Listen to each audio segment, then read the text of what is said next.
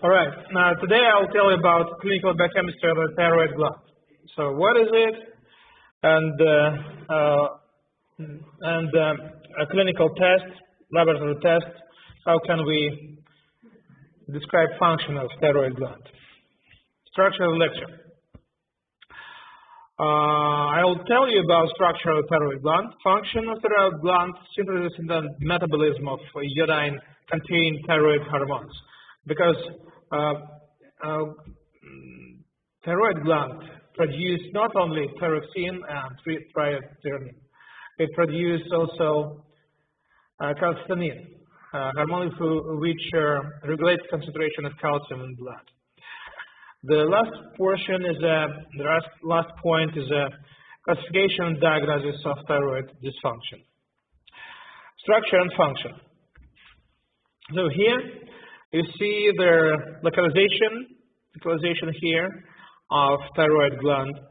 It has two lobes, there and there, left and right, and the two lobes connected with isthmus.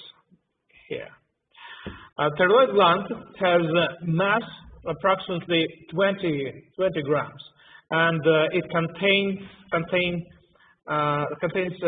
structures which we call thyroid follicle. This one, they build up by follicular cells, which fill and filled by colloid. Colloid is a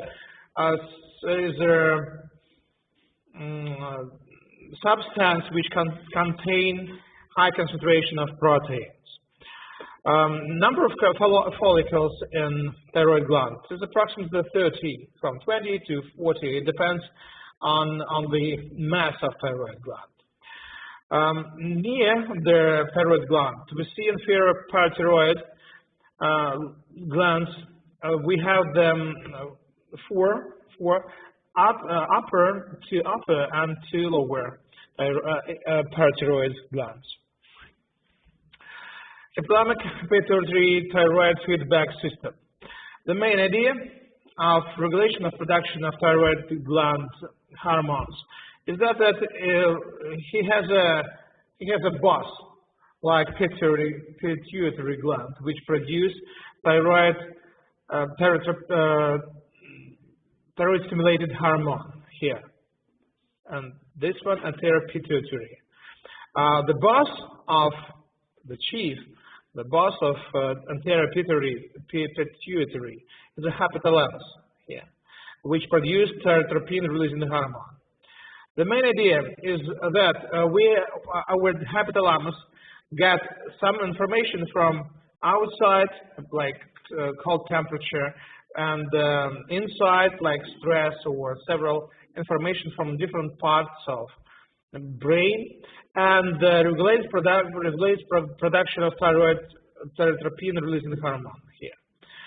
This hormone stimulates cells of anterior pituitary, which can produce thyroid-stimulated hormone. Thyroid-stimulated hormone stimulates thyroid gland, which produces thyroxine and thyroglobulin. And after that, this iodine-containing hormones activate some target organs to produce energy. But the main function of thyroid hormones is activation production of beta receptors for adrenaline and noradrenaline. This is a stimulating cascade, but at the same time we have feedback system. That means that if thyroid gland produce hormones, they inhibit their own production. They inhibit production of thyroid-stimulated hormone, this one, and production of thyrotropin-releasing hormone. And the result is a stabilizing concentration of thyroid gland hormones. That's the main idea. Synthesis of the thyroid hormones. First of all, we have to, here you see at the left part of this picture, you see filled by red blood vessel, this one. At the left part of this picture, you see a portion of colloid. here.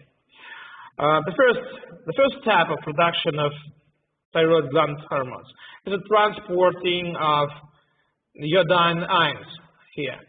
We use our thyroid gland use different concentration between outside and inside of cell, and this difference works as a source of energy to transport iodine ions into the cell from outside, from blood. After that, this iodine ion transported into the colloid and oxidizes by iodine peroxidase here to produce active form of iodine. The second way to produce components of thyroid gland hormones is the production of protein, thyroglobulin, this one here. Because the structure is protein, so we have a gene of this protein. And after transcription, translation, and secretion, thyroglobulin transported into the colloid here. This protein contains a lot of residues of tyrosine, and tyrosine can be oxidized by active iodination. This process is iodination. After conjugation means formation bond, covalent bond inside the structure, inside the residues of tyrosine.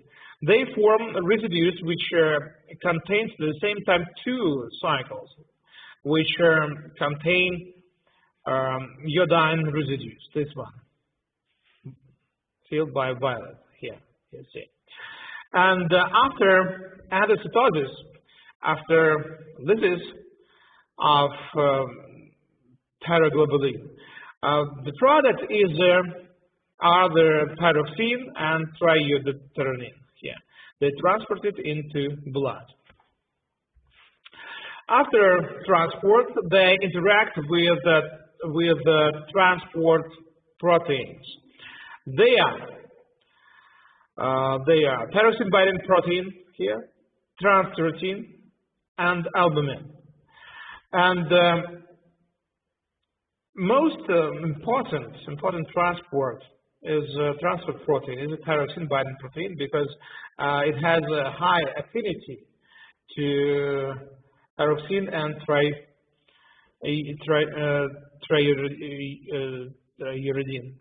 We have to keep in our minds that the main function of these hormones have only free fraction. That means that the fraction which is not connected to the transport protein, because transport protein works like a depot for like a it works like a deposition of these hormones, and only free fractions of these hormones could be transported into cells and activate transcription, and after that translation production of different target proteins. The mechanism of action of thyroid hormones related with transcription, because these hormones are hydrophobic hormones, and they have no receptors on cells, on the surface of cells, but we can find receptors inside cells, inside nuclei, and after interaction with thyroid receptors here, choreopressor complex, which inhibits transcription target proteins, transform it into co-activator complex, which activate transcription factors, proteins which can recognize specific sequences in the promoter side of genes and activate transcription. So the main mechanism of action of thyroid hormones is the activation transcription in target cells. After action, when these hormones activate or already activated target protein transcription of target proteins, these hormones should be destroyed. To destroy, we have free iodinases. three enzymes. The first enzyme, the first and second type enzyme, convert thyroxine into active thyroglobulin here. And this activation, this process is an activation, because on the T3 is active hormone, and this one, thyroxine, works as a prohormone, not non-active, like epsinogen converted to pepsin, like trypsinogen converted to trypsin. So this is the main idea. So our thyroid gland produce non-active molecules, which have to convert it to active form in peripheral tissues. But the third enzyme, glutinase 3, convert thyroxine into inactive form of thyroglobulin here, reverse T3. This substance has no any activity of thyroid gland hormones. This process is just a destroying of thyroxine. Why we have to know this? Because in some cases, this activation of this pathway inactivate activity of thyroxine. Classification and diagnosis of thyroid dysfunction. So, functional. Here you see functional classification of thyroid disease. So, if action of hormones is very high, we can see hypothyroidism here at the left. Or if concentration of hormones, of thyroid hormones, is low and the action is low, they're weak. We can see a weak action of these hormones. We can see hypothyroidism here in the middle. And when activity of thyroid gland hormones is a normal range, we see euthyroidism, so normal situation. So under these names of situation, functional names of this functional classification, we can see clinical signs which we can find in most patients with appropriate problems with secretion and action of thyroid gland hormones. The first one, the left, heat intolerance. One of the main functions of thyroid gland hormones is activation of production of energy in two forms: in form of ATP and in the form of heat. So in the case of hyperproduction of thyroid gland hormones, patients feel heat and they can't leave work and even sleep in normal temperature, even in normal temperature, especially in high temperature, high room temperature. The second sign is that tachycardia is a situation of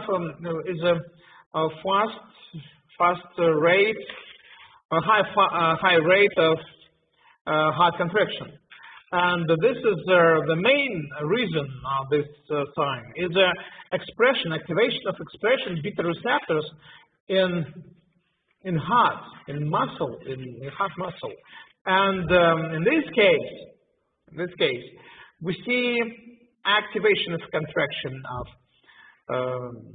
heart. Weight loss is destroying of triglycerols in subcutaneous tissue, subcutaneous adipose tissue. Weakness is a weakness of muscle. Emotional lability. Emotional lability means patients may change their mood even inside of 1 minute or several minutes. Hypothyroidism is a situation which is opposite to hyperthyroidism. Is a hoarseness, so their voice is very heavy, sensitive to cold because they can't produce heat, dry skin because they could not digest triglycerides and subcutaneous tissue, adipose tissue. Constipation is problems with transport food inside of small intestine. Bradycardia, the opposite situation. Muscle weakness again. And uterism is normal, healthy in healthy people, healthy patients. Classification hypothyroidism by localization. So because the concentration of thyroid gland hormones in the blood depends not only depends on the three organs. The first organ is thyroid gland itself, because it can or can't produce. Hypothyroidism is a lower concentration of thyroid gland hormones in blood and less of action. But if patients have problems with the thyroid gland, we see and we call this situation as a primary hypothyroidism. That primary means this patient has a problem inside their thyroid gland. Secondary, the pituitary damage, and in this case, pituitary gland can't produce thyroid gland stimulating hormone. Tertiary, the hypothalamus damage with impaired synthesis and secretion, thyrotropin the hormone. So the secondary, tertiary hypothyroidism, also we can call as a central hypothyroidism because because two of these organs localized inside brain, central system. And primary we call peripheral hypothyroidism. Thyroid function test. Here you see all most popular tests. Thyroid gland stimulating hormone, free T4 and T3, thyroglobulin, reverse thyrotropin, Thyroxine-binding globulin, antibodies to the thyrotropin stimulating hormone, antibodies to thyroid peroxidase, antibodies to thyroglobulin. I will tell you about all these tests or models. Thyroid stimulating hormone. It's very simple. The main function of this hormone is the activation. It's produced by pituitary gland, and it activates production and secretion of thyroid gland hormones. It's very simple. This hormone is very useful to determine if this patient has problems with axis of thyroid gland, pituitary gland, and hypothalamus. We could not get the appropriate information, about this disturbances, but we can find patients which have some type of disturbance. So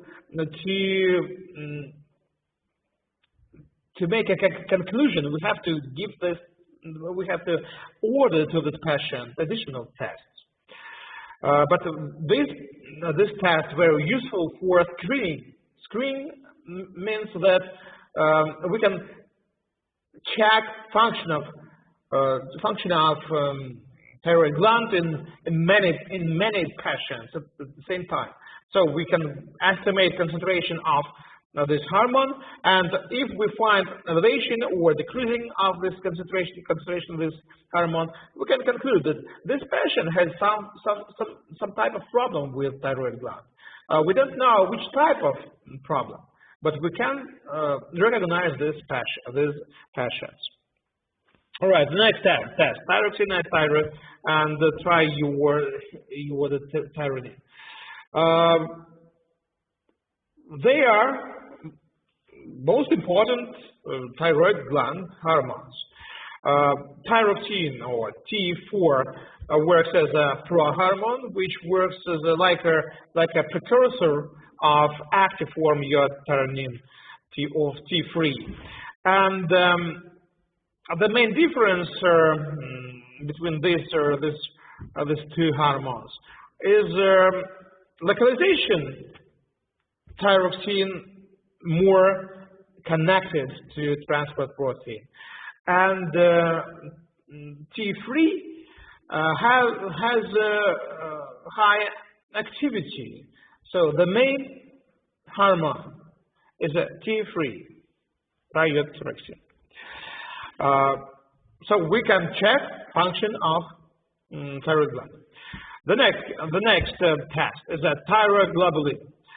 This protein synthesizes and secreted by follicles into the colloid. The concentration reflects the mass of the thyroid gland. So if patient has a very large thyroid gland, we can conclude what happened with these patients. We can check the mass. We can make a correlation between concentration of thyroglobulin in blood and size of the thyroid gland. And the second conclusion we can see using this test is the problems with damage of thyroid gland. Because thyroglobulin we can find in normal situation, in healthy people, we can find only inside colloid, inside follicles. But in case of damage of follicles, these proteins transported into blood, and our immune system can produce antibodies. Later I will show you how can we use it. So the main idea, thyroglobulin, we use the first time as for estimation of size thyroid gland. And second, and in case of formation of antibodies, we can see we can conclude that it takes place destruction of this gland.